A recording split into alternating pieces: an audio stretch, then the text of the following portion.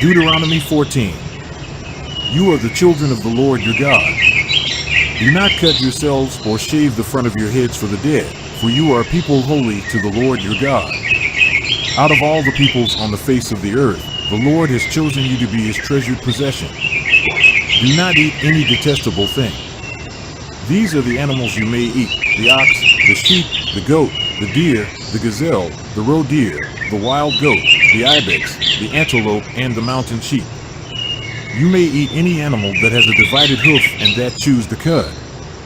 However, of those that chew the cud or that have a divided hoof, you may not eat the camel, the rabbit, or the hyrax. Although they chew the cud, they do not have a divided hoof. They are ceremonially unclean for you. The pig is also unclean. Although it has a divided hoof, it does not chew the cud. You are not to eat their meat or touch their carcasses. Of all the creatures living in the water, you may eat any that has fins and scales. But anything that does not have fins and scales you may not eat, for you it is unclean. You may eat any clean bird. But these you may not eat: the eagle, the vulture, the black vulture, the red kite, the black kite, any kind of falcon, any kind of raven, the horned owl, the screech owl, the gull, any kind of hawk, the little owl, the great owl, the white owl, the desert owl, the osprey, the cormorant, the stork, any kind of heron, the hoopoe, and the bat. All flying insects are unclean to you. Do not eat them. But any winged creature that is clean you may eat. Do not eat anything you find already dead.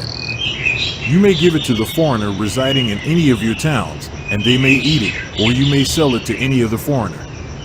But you are a people holy to the Lord your God. Do not cook a young goat in its mother's milk. Be sure to set aside 1/10 of all that your fields produce each year. Eat the tithe of your grain, new wine, and olive oil, and the firstborn of your herds and flocks in the presence of the Lord your God at the place he will choose as a dwelling for his name, so that you may learn to revere the Lord your God always. But if that place is too distant and you have been blessed by the Lord your God and cannot carry your tithe, because the place where the Lord will choose to put his name is so far away, then exchange your tithe for silver, and take the silver with you and go to the place the Lord your God will choose.